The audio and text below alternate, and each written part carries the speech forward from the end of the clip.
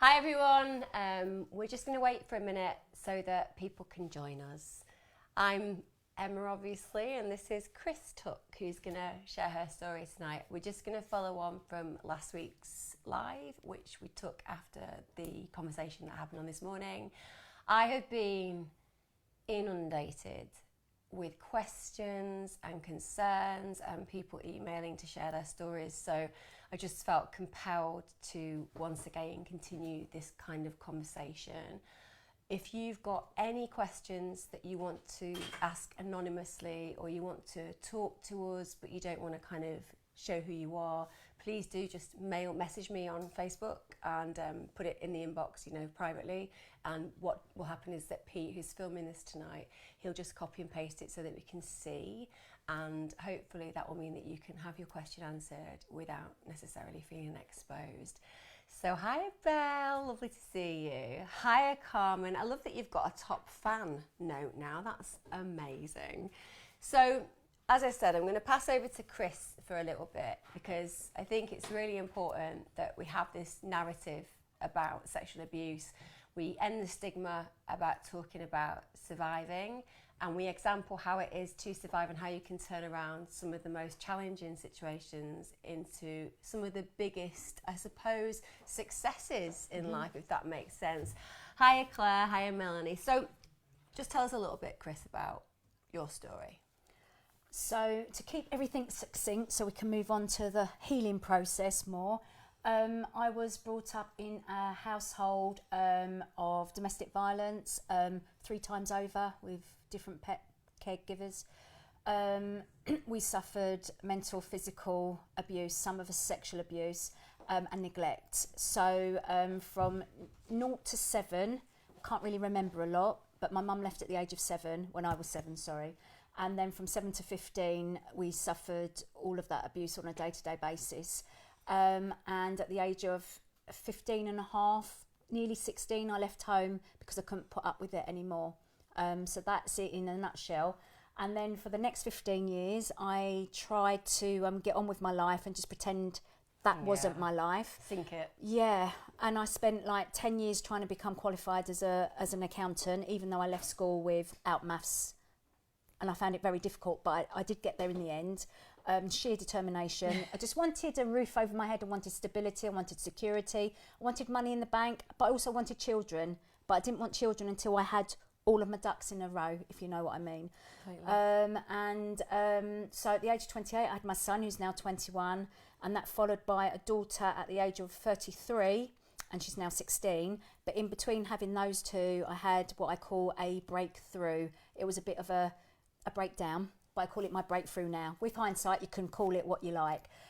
So I had a breakdown, and from then I had to look at why I was being impacted, and it all, with hindsight, it was down to the impact from the abuse that I'd been through as a child, the bullying at school, the bullying that I was going through in my corporate world as a business manager. It was just all compounding. It's endemic, isn't it? It was just awful, Emma. It was just awful.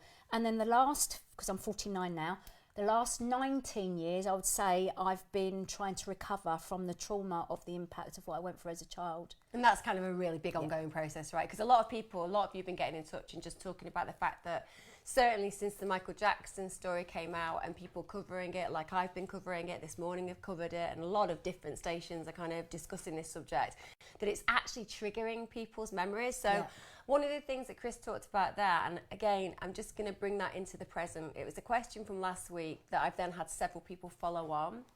It was about what they were feeling were memories that were new, as in they suddenly recognised after listening to a show that actually I remember some uncomfortable memories from the past. And one of the questions I was asked last week was, how likely is it that these kind of memories are real? And I said last week there was 2 schools of thought, and I'm going to be really clear about that, because I have never yet, I promise you, met a client who has made up any allegations or, in my opinion, created false memories. That said, we can create false memories. and we can do that in the laboratory. So it is quite possible that you can imagine or think that maybe something had happened and it not necessarily be completely factual. However, as I said, to the people who've got in touch with me this week and kind of described in great detail what their feelings were and what kind of memories are being recovered, again, to you guys, I would definitely seek support, because from what I've been reading, they don't sound very false. What they sound is that you always had a sense that something had happened. And like Chris is saying, with trauma, I mean, we look at trauma in so many ways now. You know, people with DID, for example, or what would once have been known as like personalities that not necessarily everybody's aware of, multiple personality. DID is known. And again, that's an area that people have great debate over. But what we can see is that self-protection can be so profound that the brain can just deal with it by not really translating what happened, actually hiding it. So again, you're talking about not really having any memories before 7 years old.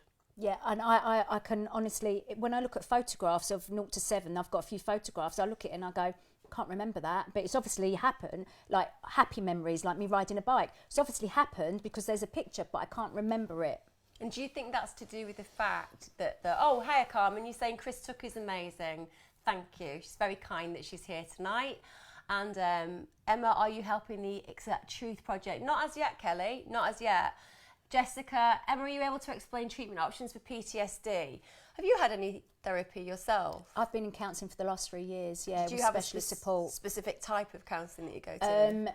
It's just person-centred, so it's whatever I present with, that's what we deal with. So person-centred counselling, just to explain that, is based on Rogers and like basic Rogers and Egan, and what that's about is allowing the individual who's sat in the room to kind of lead the journey. So you might be a bit of a navigator as a practitioner, but you're more there to allow them to explore and realise whatever it is they need to explore and realise, and you don't kind of push it. I'm more of a what I consider cogent therapist. I'm a little bit more challenging, but again, it depends what kind of nature you have, which will work. When it comes to PTSD, so post-traumatic stress disorder, I mean, the treatment programs are pretty numerous. So Rogerian counselling, really, this kind of counselling works well if you want to explore yourself. However, things like EMDR, yeah, we know that works quite effectively. That's where you deal with looking up to thoughts and then thinking about feelings of trauma and then reducing those, and it kind of anticipates the trauma and desensitizes it. That can be quite effective. Also, cognitive behavioural therapy. Now, to be honest, some people with cognitive behavioural therapy feel a little bit stifled, not because it's bad, it's a great therapy, but particularly women who I've worked with. When you do cognitive behavioural therapy, it's very much about present, so it's not really exploring the past too much in great detail. It's almost like, look, we can't change that, so instead let's just deal with the behaviours that the trauma elicits from you. But again, lots of people say that works very effectively. Some people find genuine, like mindful practice, meditation, things like EFT, freedom tapping techniques, those helpful. But I believe genuinely, when you think about post-traumatic stress disorder, and just to say as well to anybody who's hearing that, I need to also separate something as well, because what we found with PTSD is that for some individuals, particularly when abuse has occurred, brain injury can also have occurred. So if you've had a severe hit to the head, and we know that PTSD with a brain injury is dealt with differently to PTSD that doesn't have that. So again, you have to decide what kind of fit you have there. But definitely you can get medications as well that can reduce it. For me, I think when you're dealing with PTSD, it's all about being given an opportunity to just fully explore what happened and to talk about it to a point where the feelings that you have and the memories that are so painful become reframed, almost like you revisit it and you look at it differently and you learn to look at it differently. And it's not that you divide yourself or disassociate yourself, it's that you learn that you are not all about that, you are more than that. Okay, we've just got a question. Can you only get counselling once? No, you can get counselling more than once. Is that on the NHS? Do you have yours on the NHS? No. So when you go for your GP, they refer you for that 6 weeks. 6 sessions. I personally think that opens you up to being re-traumatised. Really, really, because, you know, it takes you that long just to get to know your therapist and trust them before you even open up about anything. I think that's why cognitive behavioural is often the one that they go for on the NHS, because it's about here and now and what can we do quickly. But I think that's a really valid point. Yeah, so. But third sector organisations that offer specialist support for trauma-informed type of counselling, that tends to be more long term, and if you're lucky to get a position in one of those third sector organisations, then you might get 20 sessions. But if you pay for it, then you can have as many sessions as you can afford.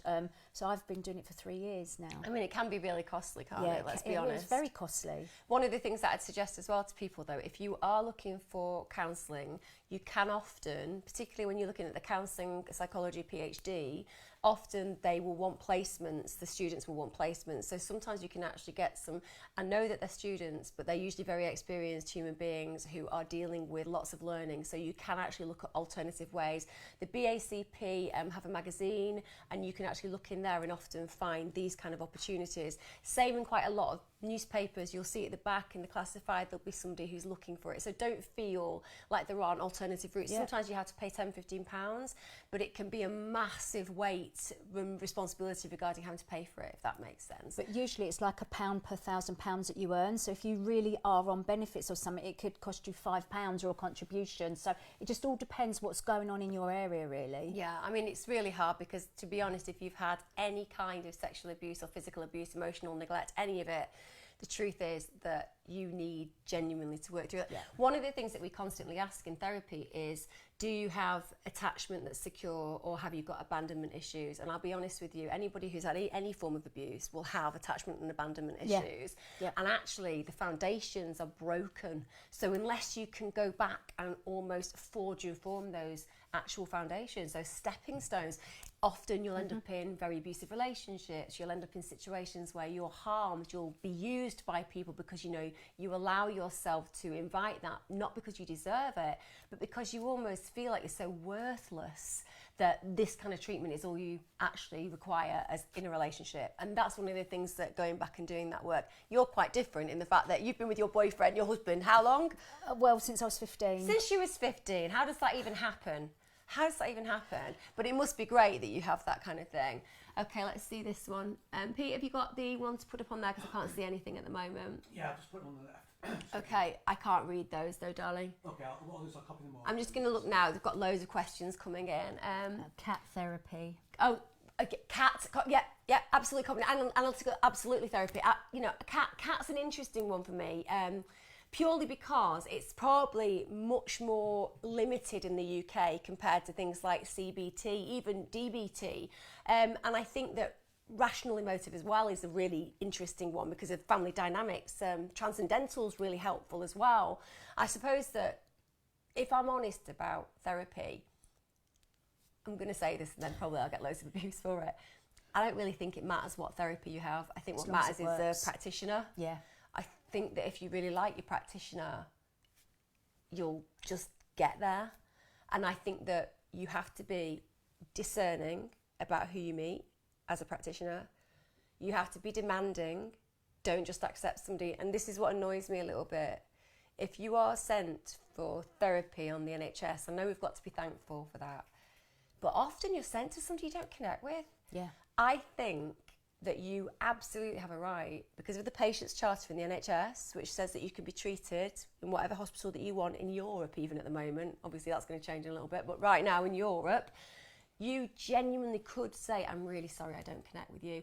You might have to wait, but can I tell you, if you have to wait 6 months to get the therapist that's going to work with you well, wait, do it. Yeah. Absolutely do it. Have you disclosed, if not from experience, the weight lifted of that secret is instant? I do agree with that. Not everybody will agree with it, but I actually do, because when you've got the pain and you're holding on to those suppressed thoughts and emotions and feelings, I think it just impacts your mental and physical health. The minute you can verbalise what's going on for you, that's the first step, in my opinion, to people's healing. Even if you go down, like I did, I disclosed and I went down, but you go down and you come back up again. What you was know. the person that you actually disclosed to first? It was my GP because Oh, wow. my son had done a dirty nappy and I'd spent too long cleaning him, and I had a thought in my brain, I'm abusing my son and I can't have that. I can't have that.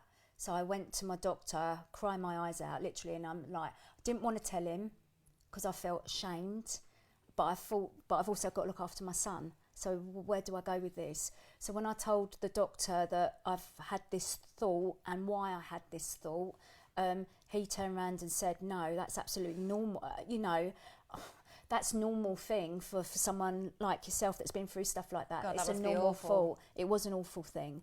Because I would never want to abuse my children, ever. But do you feel as well that one of the things that's been written in by quite a few people who are survivors this week, they've been saying that they worry so much about their behaviour around their children, around other people's children, almost like this hardwired fear that because this awful thing has happened to them, that their behaviours could be questionable. And I guarantee none of their behaviours have been questionable in any way. Yeah. But that's so interesting Yeah. that something like changing a dirty nappy was so triggering for you. Yeah, it was really triggering, and I didn't know why I had that trigger or that thought. It was just that was the thing that made me go to the GP and go, something's not right.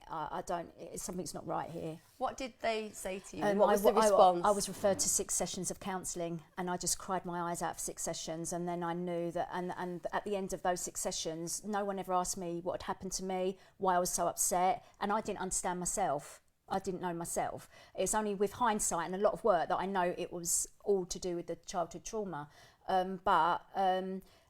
That was probably the first time that I've properly cried, so that was probably a good thing in itself, even though it didn't feel like it at the time. So one of the things that I think our listeners are going to be thinking about now is, obviously it feels like you've been piecing together a lot of memories.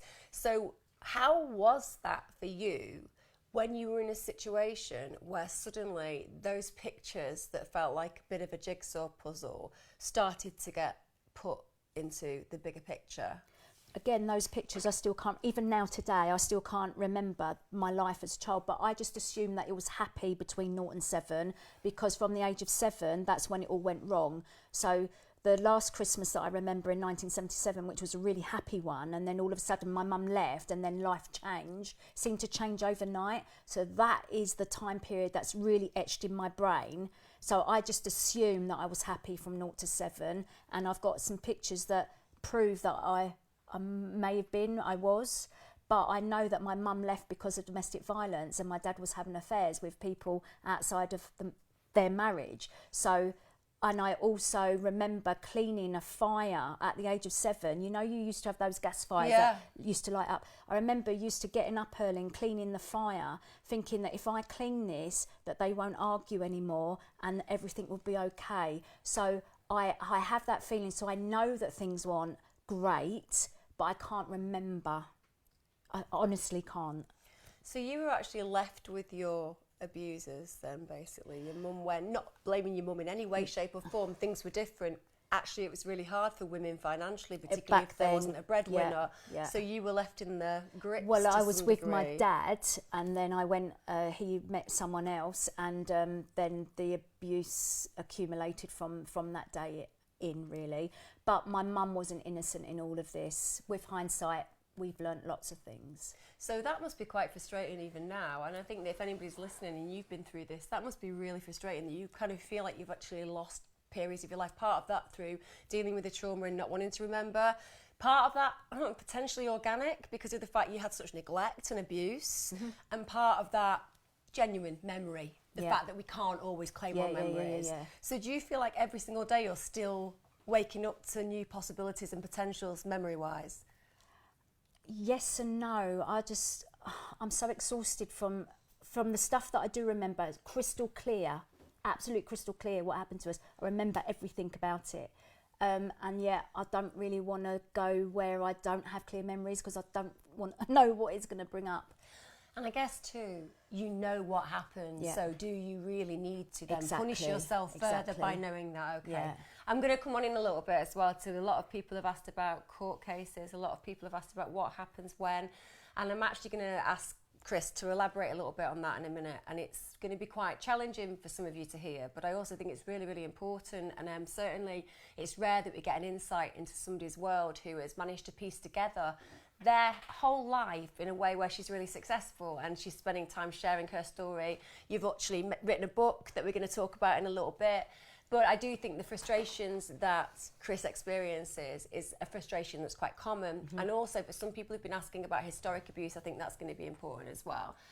Hi Emma, I'd like to stay anonymous. Everybody can stay anonymous, of course. You want to share your story. After 30 years of keeping it a secret, myself and my 2 sisters finally disclosed historical abuse to the police just over 2 years ago. The abuser was in our family through marriage. Our family members stood by him. And after a 2-year investigation and a 3-week trial at Crown Court, he was found not guilty. It's destroyed us. Our dad, who we've had to tell, is devastated, as you can imagine. Despite having childhood witnesses, medical evidence and each other, it wasn't enough. It's been 6 months since the verdict and it still hasn't sunken in. What I will say though is I do often feel liberated and don't have any regrets. Tomorrow, the 3 of us, along with our dad, are attending the independent inquiry into the CSA, and my 2 sisters have already taken part in the Truth Project. It's very difficult as our abuser lives within close proximity to all of us, and the abuse finally consumed each of us completely since becoming mothers ourselves. I think survivors need to know what the statistics are for the right outcome at court. We've had an amazing support from our RASAC team. Yeah, they're amazing. But we were only told 2 to 3% of cases make it to court and that only 50% get the right outcome. The judicial system needs a complete overhaul in our eyes. You have been a ray of light to us. Thank you. Feel free to share my story. Can I just say thank you for sharing your story, because absolutely how timely and almost ironic that I was literally just going to introduce you to that now. So Chris is going to talk about that. What I want to say to you, okay, is that everybody and anybody who's listening to this right now, they know you're telling the truth. Everybody knows that that man is guilty. And I don't know about the bigger picture, but I would imagine that there'll be a very special place in hell where he can spend eternity burning because of what he did. And let's hope that it's a very, very, very long eternity, because that's what those individuals deserve. I wish I could give you your justice, but what I do know is it feels like, even though it's been a mixed bag regarding him not getting the justice that you deserve, to some degree you have managed to create a supportive network. You've got the right kind of identity with you, fellow family members who do support you. And most importantly, you've just highlighted some of the most challenging things. Hence why I went mental the other week about Boris Johnson and his stupidity, that stupid man. But Chris is going to kind of tell you a little bit about that, because it's been quite a distressing week for you, hasn't it, Chris? Yeah, so we were 2 years, 10 months into our family case. You know, going back though, I reported when I was 9. My sister and I reported when she was 16, and I was 18. Yeah, because I was abused outside of the family as well. Things were not... No. And throughout that time we had social services involved. We had, you know, the school saw how neglected we were, but because they couldn't find no records, which is not our fault. You know, we went through the court system. There's no records, not our fault. But you know, we're getting penalised for that, and lots of people out there, that's their story as well. They can't access their records, so therefore they can't get justice. So in what way? Tell me a little bit about that. Well, because so like, you know, you want to take these perpetrators to court potentially, and yet you go to like the schools, for example. They used to feed us double food at lunchtime because we were so hungry. Used to take apple cores and that out of the bins at school. Used to, in Bromley High Street, which is quite an affluent area, McDonald's on the floor. I used to eat the McDonald's off the floor in the high street because we were so hungry. Oh, Chris, I'm sorry, that's terrible. Yeah, according to CPS, that's not evidence. So this is one of the things that's changed since Victoria Clambe and also since Baby P, where people are actually now recognising the need for multidisciplinary approaches, which means that computerised systems are meant to link. It's not perfect, but it's certainly better than what you're talking about. So those things would have been noted, and that would at least have been something that would give them some today that would be different. Okay, so carry on. Those notes didn't get done. So, but if people are trying to bring non-recent abuse cases now, they are coming up against not being able to access records because records have been destroyed or they're being held back. Or they weren't even written. Or they weren't written, yeah. And that obviously prejudices you to get justice. So after 2 years and 10 months, we finally got a CPS decision on Friday. And even though there is evidence, it's not in the public interest to proceed because it wouldn't be the not appropriate response. I've forgotten the wording I used earlier for you, but basically the cost of bringing someone to court. It's too expensive. It's too expensive. They will never use those words, but is a cost benefit. I mean, that and it just doesn't seem right. Harrowing. Yeah, it is. Because in Chris's case, she has, multi-witnesses to this. It's not just one person talking about it. And I think we have to make it very clear there to anybody hearing about the historic abuse. What they're saying to Chris is, yes, we know it happened. So I want to make it clear that whilst that's quite painful for Chris, to some degree, actually having that validation is better than not having any validation. I'm not saying that's okay. I agree with you. I do agree with you on that point. But only a tiny bit. Yeah. So if you are thinking, oh God, well, Chris has not got her justice, I want you to just hear the fact that actually whatever Chris and the injustice of what's happened to Chris, there is just that statement which is basically saying he's too old, it's too expensive, we're just going to leave it, but by the way, we know he was guilty. Now, that's not enough, and I would like to have that changed, but that at least is something that says it happened and you deserve it. And sometimes when you're thinking about the cost analysis for yourself, the cost benefit, sometimes just being able to say, look, they did have enough evidence, they just didn't do anything with it. It's a very small victory, but it's better than not having any kind of recognition, I think. Yeah. And one of the things that Chris said before was, when she first started to talk about it, it wasn't even about necessarily going to court. No, it wasn't about any of those. It wasn't. And that I think that when you're thinking about historic abuse or abuse now, or maybe you're a young person and you're watching this and it's happened to you, or maybe you're an older person, it's the first time you're thinking, I'm going to do something about this. Think about who you want to tell. And I mean that because your first moment of being heard, you want to make sure that it's a moment that will be valued. And it might be that you speak to your best friend. They might not be able to help you, but they'll at least hear you. You might be able to speak to somebody trusted in the family that you get on with.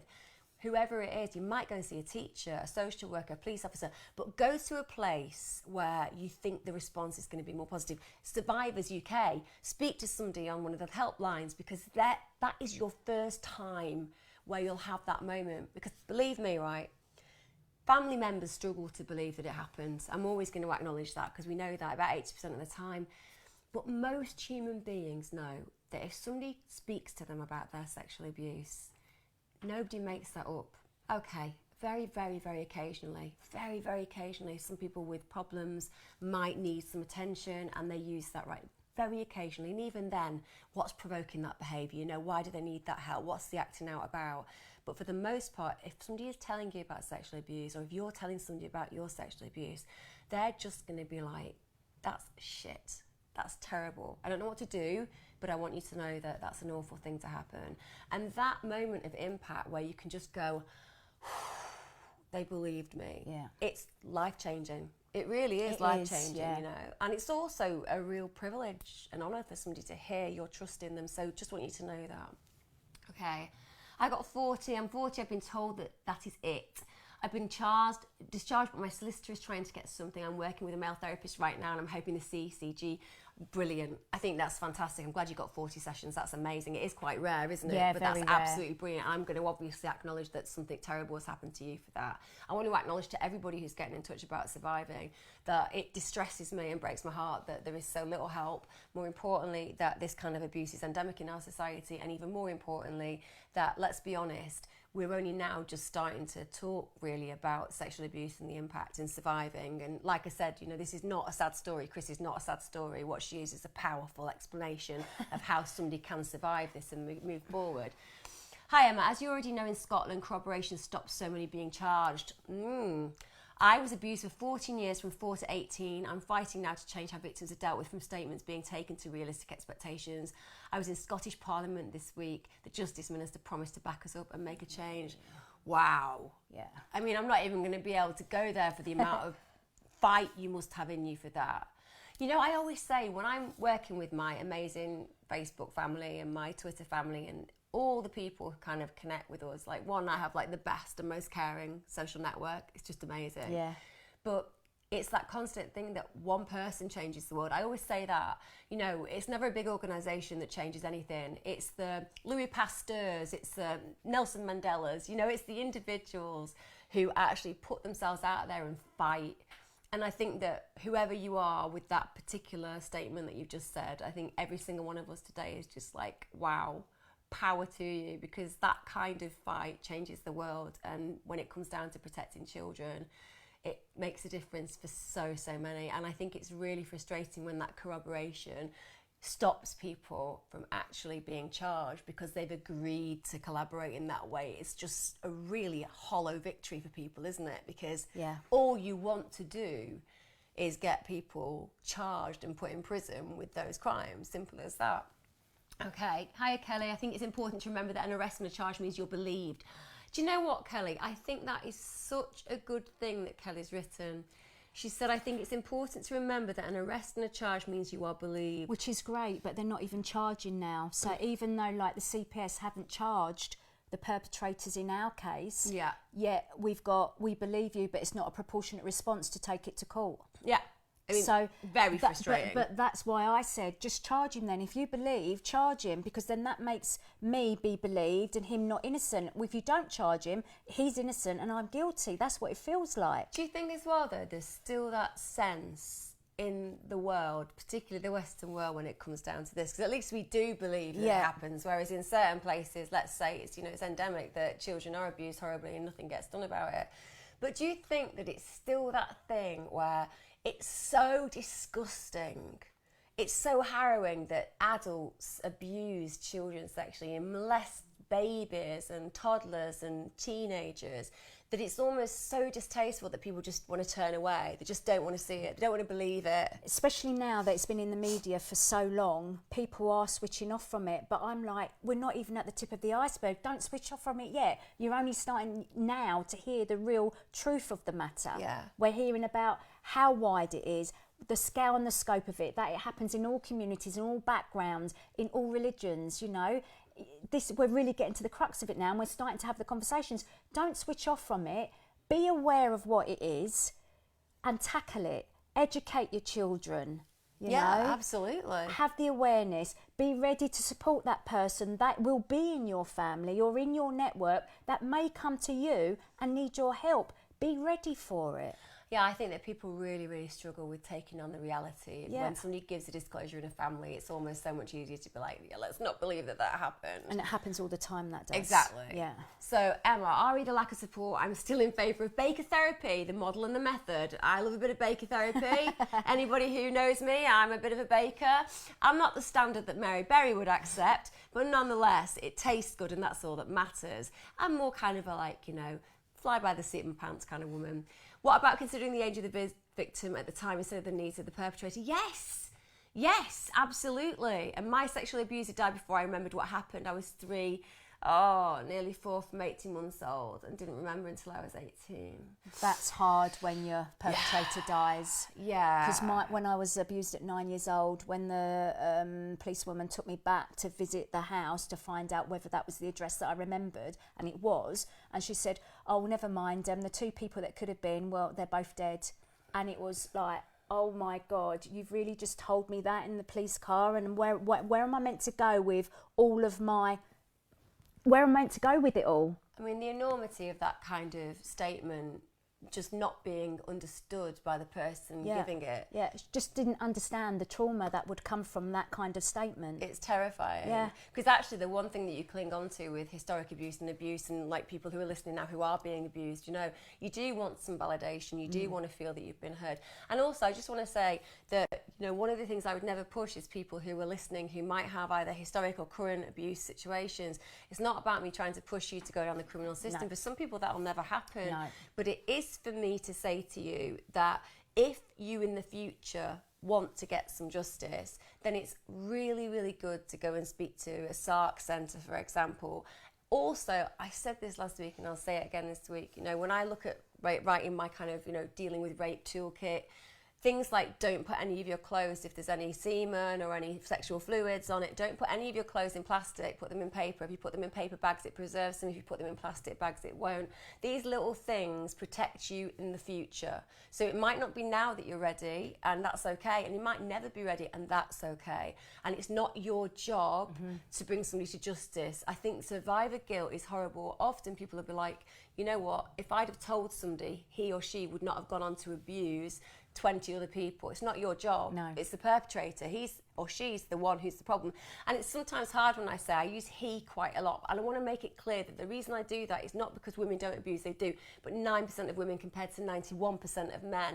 Currently, that's the statistic. So it's not that men are abusers, it's just that we see statistically out of abusers, which are very rare to some degree, you know, that most of them are men. It's more of a gender crime, whether we like that or otherwise. Physical abuse is slightly different. We still don't know about the stats on that particularly because obviously men aren't very good when they're little boys that coming forward and saying that mum has hit them. So, you know, we don't know about those kind of things.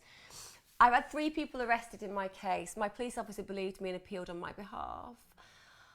Still they walk free because the CPS used my DID against me. Right. Not a credible witness. Right, okay, so what's being discussed here is dissociative identity disorder.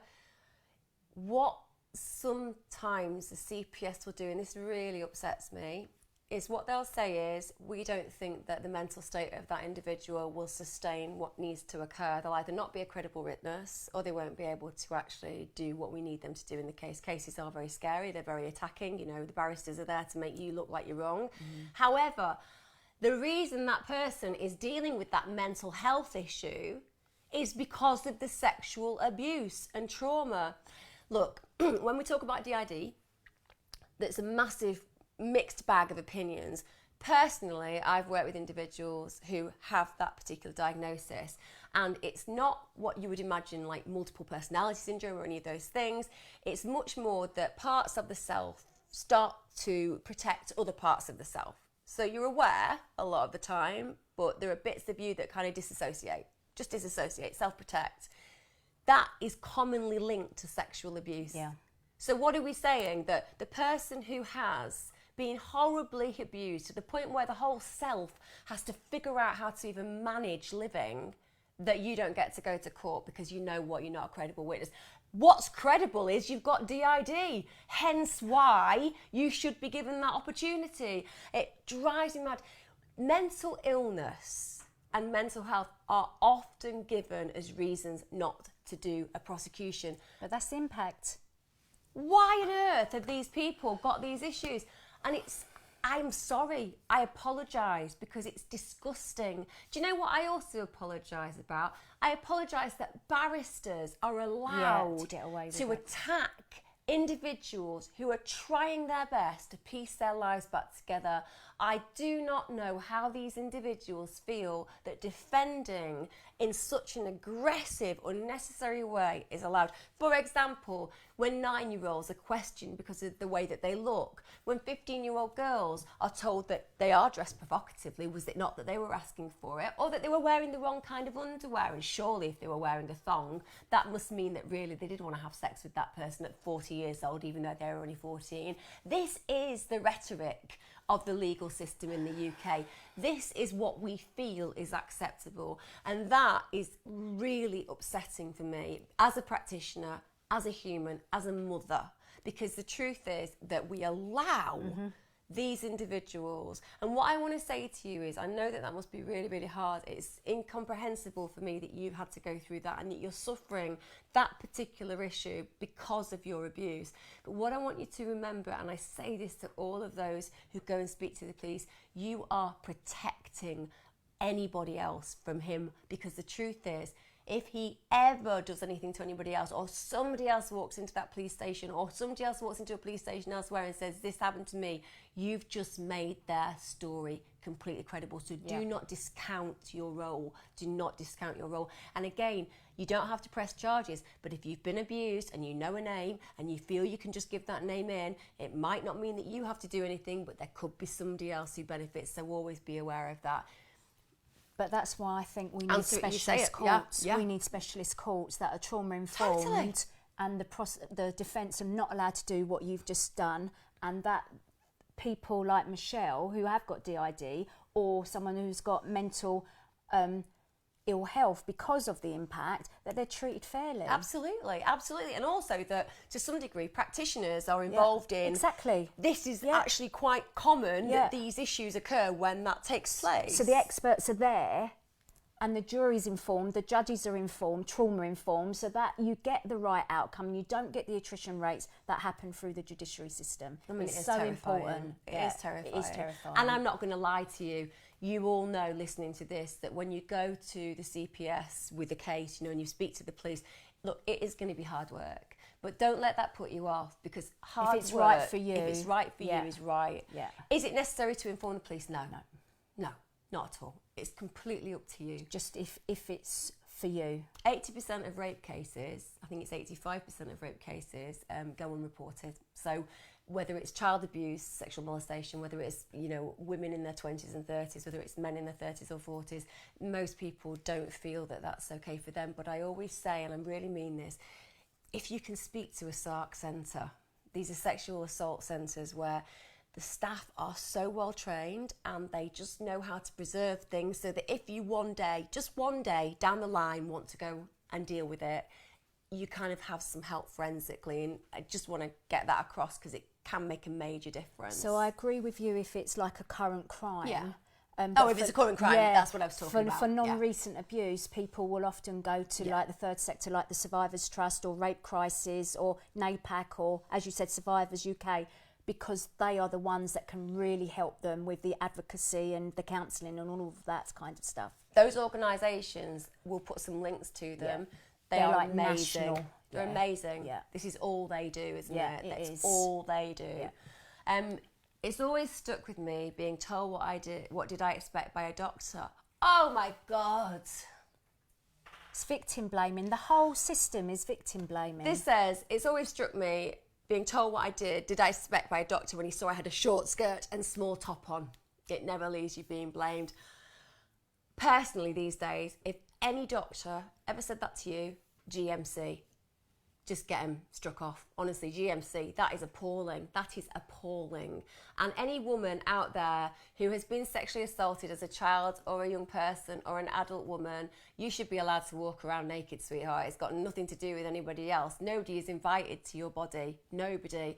And for a doctor to say that is reprehensible, and also endemic is why so many people fail to report, because we are made to feel that our bodies are only acceptable if we're fully covered and ideally looking like librarians. That's the way it goes. No offence if there's any librarians out there. I'm sure that you've also got quite nifty and mischievous outfits whenever you want to as well. I know it's highly likely my abusers are still abusing. That's one of the most painful things to feel and think, because that's your fear that you could be contributing to other children being abused. They abused me until I was 29. They abused, and also just to say, they abused you till you were 29. Some people listening to this, you might find that very difficult to hear. Let me tell you, it's incredibly common. Incredibly common, because remember, you're groomed. You're made to feel that this is acceptable. You're made to feel worthless, and then you're threatened. And then the abuse just kind of continues because you haven't got a way out. So that's not unusual. They've abused so many people, but they are bloody free. Their own son is in prison because of his mental health and drug issues, yet the abusers are free. I want them dead. First of all, I want to apologise that we haven't managed to find you and cradle you and put you into a situation where you were safe. That's a failure on society's part. Secondly, it's not fair, and I'm going to say that. It's absolutely not fair, and I'm really sorry that at 29 you were still dealing with that.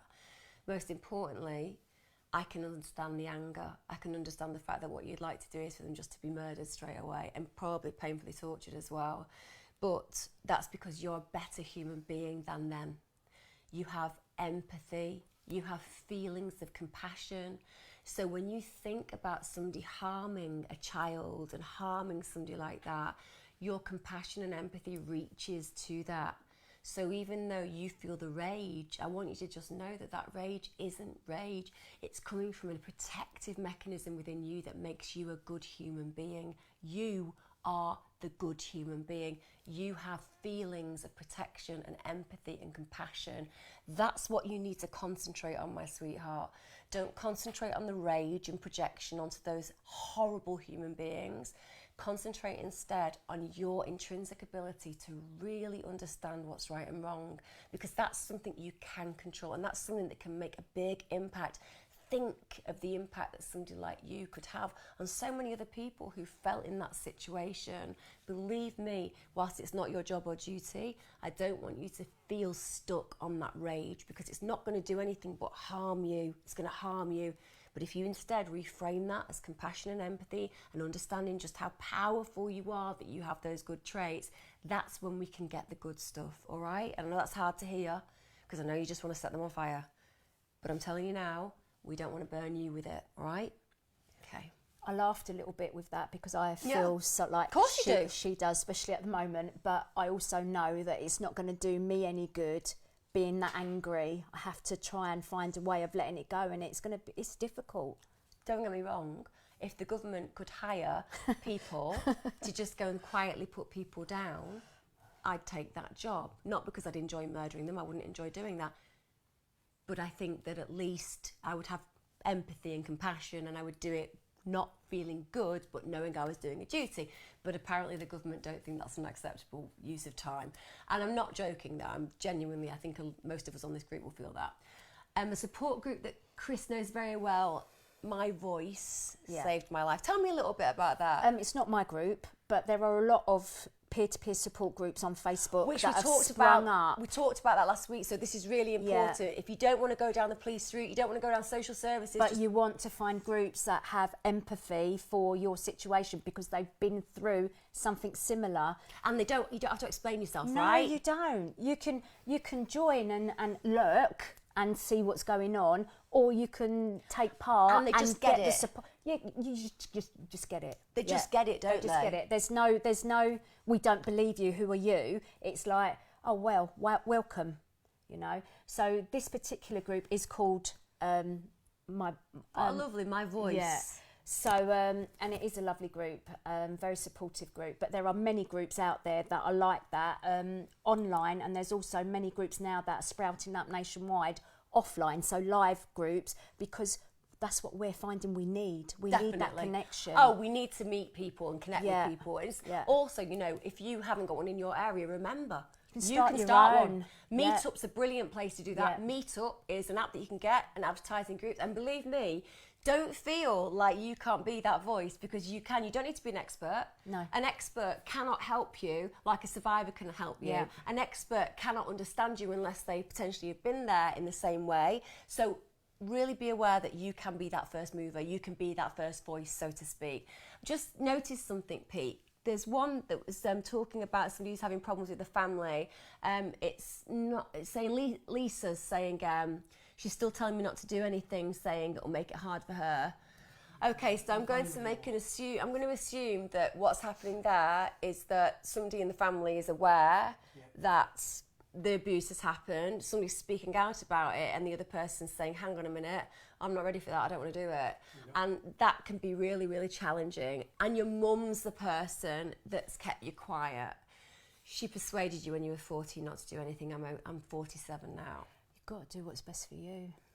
You do have to do what's best for you. The thing is, what you're doing now is you're thinking, well, if I just allow my mum... Well, she's done for 33 years. Yeah, you've done your time. You didn't need to do that in the first place. You know, you obviously care compassionately about the other people's feelings, but what about your feelings? That's the thing with sexual abuse, right? Yeah. Honestly, and actually just abuse full stop. What it does is it gets the victim, and the victim says, I have to protect everybody else. Everybody else. I'm like this little worthless dot. I don't have any value. Yeah. And because we're so unconfident, remember, abuse systematically breaks down and breaches your confidence. You have to second guess everything. You look at yourself and you think to yourself, is it really happening? Is this really bad? Did this really go on? So the minute that somebody goes, oh, hang on a minute, can you not really tell anybody that? Can you not really do anything about that? That compounds that low confidence, that compounds that reality for you. And you think, well, it can't be that important, so I'll silence myself. And then it's like a cancer, you know, it might be localized in one place, but if you leave it, it will grow and it will spread. And in the end, it infects everything: relationships, your self-worth, the work that you do. So you being allowed to speak your truth unashamedly, unapologetically, with absolute honesty, that's your truth. Don't feel that you have to be silenced. Just don't feel it. Yeah, I agree completely. It's really up to you now to just put your truth out there and put everybody else's feelings aside and do what you need to do for you, because you shouldn't have to hide this. The silence has kept you a prisoner. You've probably not reached your full potential. You've probably had ill health of some kind, and it's not fair. No. If anything, you know, we're mums. We should be protecting our children, and we should be, you know, raising them up and nurturing them and loving them. We shouldn't be silencing them. And I'm not blaming your mum, because obviously she's got her own reasons, but you're an adult. You're responsible for your own, you know, your own life. Get on with it and do what you need to do. Yeah, and also, I have to say about your mum, what she's doing there is saying that your feelings aren't that important. Yeah. And I think that probably the rage that you feel within that is that maybe if she'd cared a little bit more about your feelings back in the day, the abuse might not have been so consistent. Because what's been said here relating to what your story is, your rage at the moment is being projected onto your law degree. So just amen to that. You're doing a law degree. Oh, they're going to have to worry about you, aren't they? Because you're saying you're going to represent yourself one day, highlight your DIDs as a result of your abuse, and get your parents and other victims justice. And let me tell you, right, that's that person who's the first mover. Look at you. She's got DID because of what's happened. And that rage that she feels is being projected onto that degree. And that's when survivors change the world, you know. The power of resilient nature, the recognising that no one has the right to hold you down. You know, I just want us all to come back when you finish that and to know about this story, because I think that is going to blow our minds without a doubt. I mean, everybody who's been talking about this down here, everybody is recognising that this is such a huge issue. And before we finish in a few minutes, I want to just come back to your story now and what you've managed to achieve, and I suppose final words regarding a little bit of reassurance about the way that you can make changes to your life. Because a lot of people see sexual abuse as a stain, right? A stain on their life that can almost break every area and breach every area. But actually, you know what? Survivors can become incredibly strong, sensitive, but compassionate, incredibly steely as well characters who genuinely learn that they can deal with anything, right? But there's a process. So, and you're right, there is a process, and no one can tell you how long that process is or what that process is going to look like.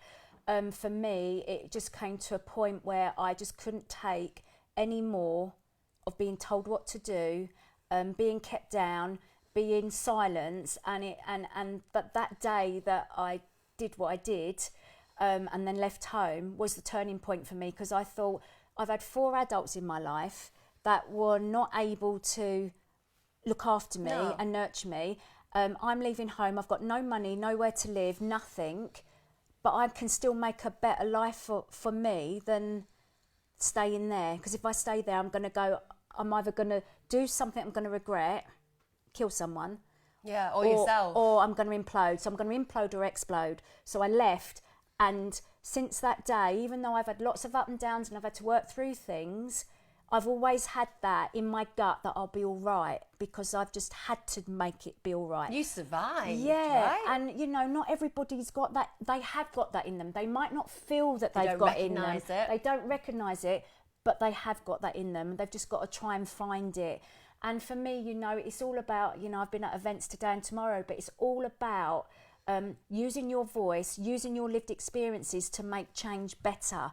So when you can do that, it validates you and it gives you a bit of self-esteem, it gives you a bit of self-worth, and it makes you feel like, yeah, you know what, that happened to me and it shouldn't have happened to me, and now I'm going to do something with that anger, but repurpose it and do something positive that's going to make it better for me and my family, and not allow, well, abuse is happening all the time, but you know, we want to start saying no, Yes. zero tolerance to it. Yeah. That's what I want. I want the cultural change. Yeah. And the cultural change will only come when we go as a society, zero tolerance. Yeah. We'll never get zero tolerance. We'll never obliterate abuse. But what we can do is go, right, if this is our yardstick, zero tolerance, and work towards that, we're always going to be bettering our safeguarding of children. Always. So that's what I'm working towards personally. Amazing. And it's also that, like you said, I think that thing about repurposing and repackaging is so powerful.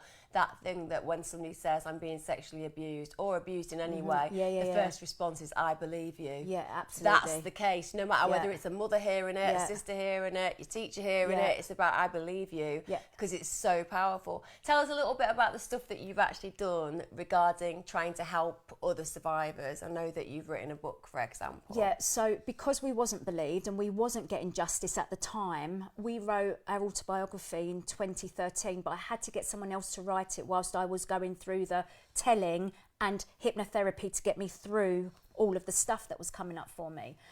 So my two brothers and my sister, we all wrote, they wrote chapters for the book as well, because obviously boys are impacted by abuse, and it was really refreshing to get their side of it as well. And the book was just put out there to help open the conversation and help people know that they weren't on their own. That's why we did that book. And what's that book called? Through the Eyes of a Child. Through the Eyes of a Child. And where's that available? Amazon and on the charity website as well. It's on Amazon, and it's a charity. Is it a free book as well? I think it's just a small, it's not a massive amount of money, is it? You can buy it, and that money does go to the charity for our charity work. Yeah, so great. Or if they can't afford it, I do send it to people. And how much is that to buy? That's $11.99 on Amazon. I mean, $11.99, and you Yeah. know that you're contributing to Chris's actual cause regarding getting more resources out there. I think that's really important. But you wrote the foreword for my I health and did. wellness book. I did. Yeah, Yeah, and so wellness you book. gave me the confidence to put that book out there, so I really want to thank you for that. Oh my goodness, you're welcome. I mean, Chris has written a health and wellness book because one of the things that you do now is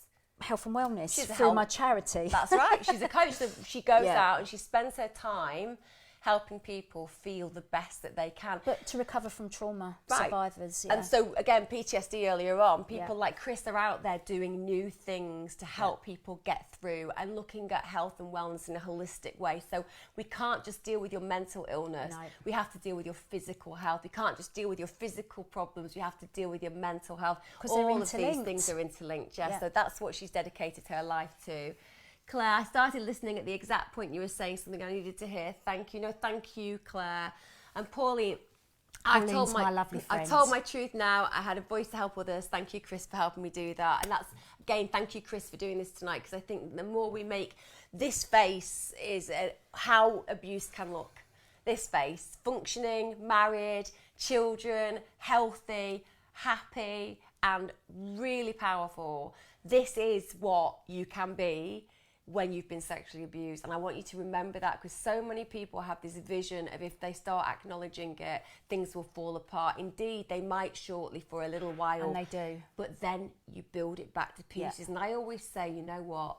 Human beings, we are mosaics. We are millions of pieces, and we are abstract, but we can put them into something beautiful. And it might not look as perfect as it started out. It might not look as clear, but it will be completely unique to who you are. And it's more beautiful the more you put those pieces together, I promise you. And make sure you follow your own path. Don't follow someone else's path, because it might not be right for you, yeah? Find out what you want from your life and go after that, whatever it may be. Follow your own dream. We'll put some links on Yeah. for her book so that you can have a look at both of those things, the mental wellness one and the physical wellness one, and also the one about abuse. And we'll put some links as well to all the survivors networks. Have you got anything that you'd like to close with, Chris? It's been really, really lovely having you. I don't usually have guests, so it's been fantastic And having I've you. had dinner tonight, so I want to thank you for that very much. Did you want to say it's my famous sauce, my famous vegetarian spaghetti sauce? But I'm not sure it's that famous, but it's very famous in my household, which is all that matters. And it's My very husband's yummy. at the back going, it is famous. It's famous in a puddle. So I just really want to say thank you for the opportunity. Thank you, not at all. And I think to anybody who's listening today, remember, I want you to remember the one thing that you take from this is that this is the face of surviving, and it's a great face to have, isn't it? Successful, powerful, still honestly dealing with it, but whilst that might take a lifetime, the changes that she's made to other people's lives on the way is really quite profound. So remember, if we all do that, if we all work hard at that, think what a world we can create. Take care, guys. Join you next week.